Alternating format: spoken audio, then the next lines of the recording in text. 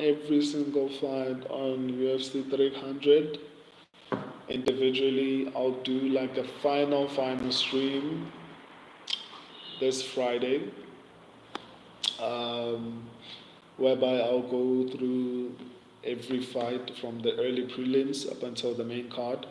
But if you want to see my predictions for every individual card, go to the live section on my channel. If you want to see the statistics for the fights, go to the shorts section of my channel and the video section of my channel. But the shorts section of the channel has a lot more information. Um, if you're not subscribed, check the whole entire channel. I think you'll love it, especially if you are a UFC fan, especially if you are into predictions and yeah, everything related to breakdowns and predictions and picks. Go through the channel and make your decision if you like it or not. Hope you stick around, and if so, I'll see you in the comment section. I'm going to wait for a couple of people to come through so that we can start with this particular main event. Whew. Jamal Hill is one of the most important fighters for my channel. Not important, but has a significance. I think the using the word important is a problem for me. He was Him versus Glover was the first fight I've ever predicted on this channel, and I actually got it right. I actually got a lot of fights right on that card. I predicted that Jamal Hill would actually win that fight. Um, the prediction is on my channel.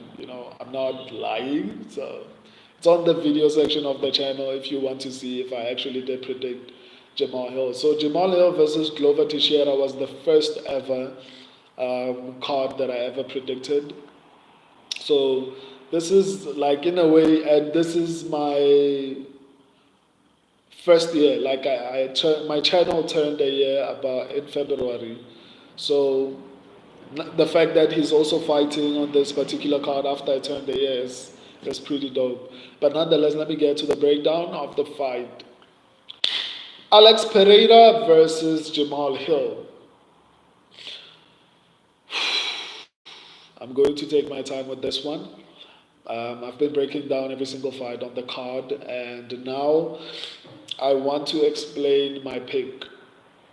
My subscribers picked Alex Pereira. I picked Jamahal Hill, and here's why. Um, why are you laughing, man? Um, Number one, I know that age doesn't play a really big factor in the light heavyweight and the heavyweight division, especially if you're still under 40. You can still perform at a high level. Alex Pereira became the light heavyweight champion after crossing the 35-year mark, which is crazy. Jan Blachowicz is still, performing at a high level. But what do you call it? Yes, I agree. Jan Blachowicz is still performing at a high level despite the fact that he's like turning 40 soon, if I'm not mistaken. So age at light heavyweight and heavyweight does not affect fighters the same way it does at lower weight classes like the middleweight and going downwards. But I still feel like it affects your ability to take a punch. But that's contradicted by the fact that Glover Teixeira went 5 rounds with Jamahal Hill and actually got hit a lot by Jamahal Hill. So it makes it a little bit challenging, right? But here's the thing. I think Jamahal Hill will have the advantage on the ground because I don't think the only thing that Alex Pereira can do on the ground is be defensive. He's not going to be offensive on the ground. I don't think he's going to be any threat on the ground. The only thing he can do is to prevent the takedowns. My problem is I don't know if he's going to be able to do that because he struggled against Jan Blachowicz. That fight was close. And like I just said, Jan Blachowicz is older, or rather, is older. And he still struggled and actually won a split decision. I still think the right person won. I think Alex Pereira was beating, what do you call him, Jan Blachowicz. But he still struggled. He still went to a decision. And in my opinion, I think Jamahal Hill is a more improved and a better version of um, Jan Blachowicz. Jamahal Hill can strike. Jamahal Hill has good defense. Jamahal Hill can grapple a little bit. On the same level as Jan Blachowicz, I would say, if not a little bit more, because at least I think Jamal Hill looked a little bit better against the Glover Teixeira than Jan Blachowicz. So in my opinion, Jamal Hill is a better and more improved um, Jan Blachowicz, and Alex Pereira struggled against Jan Blachowicz. And Jamal Hill is actually also younger than Jan. So if you look at that fight, you don't have to take my word for it. Go look at that fight. Pereira struggled a bit, and he struggles only if you are well rounded. And I think Jamal is well rounded. I think Jamal is going to try to grapple, even though he's telling people that he wants to make a point. He's going to stand and try to strike with Alex Pereira. I think Jamal Hill has one of the best IQs in the fighting game. So I don't think he's going to make stupid decisions that are based on his ego to say, well, I'm going to stand just to prove a point. I don't think that's going to happen. I think he's going to stand up with Alex Pereira and just feel how it is to stand and if it makes any sense for him to stand. But what might potentially happen is I think Jamal Hill might actually try to maybe strike with him in the first round and then in the second round try to take him down after maybe tiring him out or something like that. I honestly don't see this fight going to a decision, but Pereira is durable. So it's going to be a really close fight, but I honestly think Jamal Hill has a lot of power, the same level of power, if not more, as Pereira. So in the power department, both of them can turn your lights off. I think Jamal Hill has incredible striking defense. I don't think he's going to just stand there and let Alex Pereira kick his leg to oblivion. So if everyone is like, oh, he's going to chop his leg down and also all those type of things, let me see Jamal. I show speed, brother. I can't see the defense. I can't see the defense, but even though Alex isn't great either, Hill has bad defense. Hill's got more tools. I'm banking he won't mix it up, to be honest. Now, I think he will, dog. Like, I think he will. I think Jamal Hill, like I just said now, I think Jamal Hill has one of the best, what do you call it, IQs in MMA, or rather his team. He has an incredible team behind him, and they are able to adjust in a fight. He looked sensational on short notice against Glover Teixeira, and I don't know if you um, who is the guaranteed wins. The guaranteed wins are Bo Nickel. Um, I want to say Aljamain Sterling. Yeah, Aljamain Sterling is a guaranteed win. Who else? Who else? I think a lot of the fights are difficult to predict. I'll do this when I do my full card predictions, um, which will be Friday. But for now, I don't think I should, because I need to go through every single fight again and just look through what I researched and what I found. Right now, I just did the 10 breakdown, so like my memory of every single fight is not as good.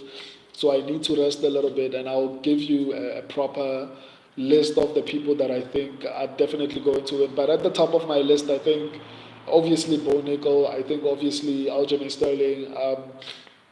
Who else? Uh, I want to say Jalen Turner, but I'm not sure about that. But let me go back to breaking down the fight. Tweezy, you mentioned that you don't think. I think Hill has good defense. The same. Let me not say good. I think the same level of defense that Alex Pereira has. I think Jamal Hill has it. I think the only difference is that Alex Pereira throws a little bit more than Jamal Hill. That's the only difference between the both of them. Both of them have the same level of power. Both of them, I think, have the same level of defense. I think, and I know for a fact that Jamal Hill is not going to let Alex Pereira just kick his legs and just sit there and take it. I know he's going to do something about it. So on the feet, I think it's going to be evenly matched. And because of that, I think Jamal Hill is going to shoot. And I think that's what is going to make Alex Pereira lose the fight. Because on the feet, it's going to be evenly matched.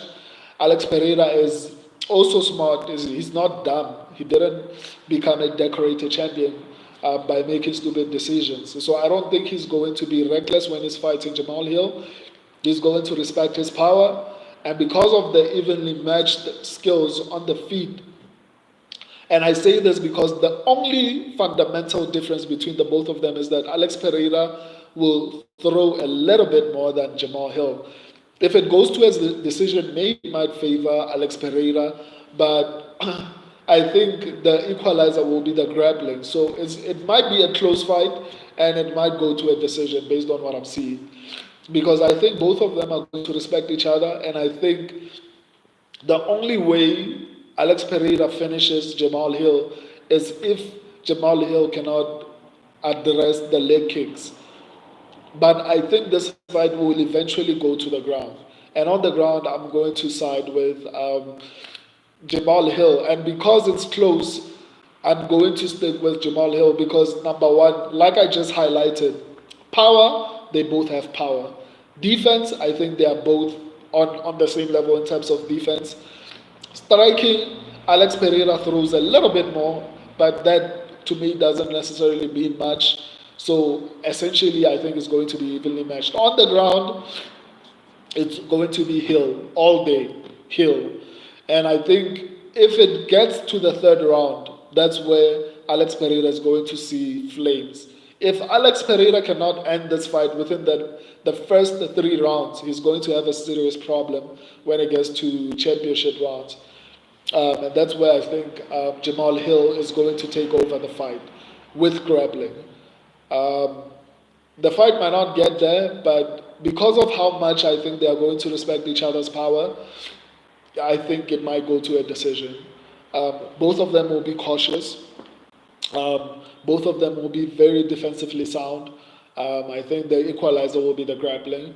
And obviously that goes to Jamal Hill, and that's why I picked Jamal Hill. And also he's younger than Alex Pereira, which in my opinion counts. Um, so that's why my pick is Jamal Hill. You're open to disagree with that. I mean, at the end of the day, I'm going to give you my opinion. I'm going to give you the good and the bad and why I think so. It's honestly up to you to take what I'm saying and think, well, is he telling the truth? Or you can do further research. There are statistics on my channel where you can check for yourself on the shorts section of the channel. For now, I appreciate all of you. I'm so tired. I have never made so many streams in one day in a space of 2 hours. I'm tired. Jamal Hill will lose because Tafa had 100% takedown defense. Remember, a solid prediction, but Alex is my guy. I can't fade him. Thank you, Tweezy. As for Langadi, I don't know how to pronounce your name, man. Let me respond to your. I think a lot of people have been making this point in the comment section, right? When I picked Justin Tafa, I actually did highlight the fact that I wasn't really confident in my pick. That's why I do the live breakdowns. I think this is an important thing to highlight. That's why I do live breakdowns, especially the lengthy ones, the 30-minute ones, because in those breakdowns, I normally give you a percentage to actually tell you how confident I am. I'll either say 50-50, 60-70, and all those type of things, just to tell you how confident I am in my prediction, right? And in that fight, I can't remember clearly, but I think I said 60% because I wasn't 100% sure that Tafa would win. I just felt like he had the knockout power, but I did say that people like Shamil Gaziev have been disappointed. People like Taito Ivasa. I did highlight these names and I did say that's why I say whenever I go live and I do my predictions, I don't just give you my thoughts on who I'm picking. I'm actually giving you the possibilities of them losing as well. And I highlighted that fact. So that's basically it. It's not like I was like, I'm 100% sure that Justin Tafa is going to win that fight. No. Like I'm saying now, I point out the advantages of each fighter and I tell you why I think the other one is going to fight. But I remember very clearly, I did say that I'm not confident in my pick of Justin Tafa because um, I can't remember what I actually said, but I know I said I am not confident in that prediction. No need to defend the big. None hit everything. Yeah, I don't mind actually explaining it, but I appreciate you, man. But I've made improvements to my predictions, but we'll see this week. I think this week I'll get decent amount of predictions. I'm confident I'll get maybe two wrong, maybe three wrong, but not more than that. I don't think I'll get more than three wrong this particular week. But I guess we'll just have to wait and see. I'll see you guys Friday when I do the final predictions and like basically a recap of everything that I've been saying on these other five predictions or live predictions. If you're not subscribed, go check the live section of the channel, go check the shorts section of the channel, go check the video section of the channel, go check the community section of the channel. There's so much information there. Uh, let's meet in the comment section. I appreciate all of you. Love you. Deuces. Until next time.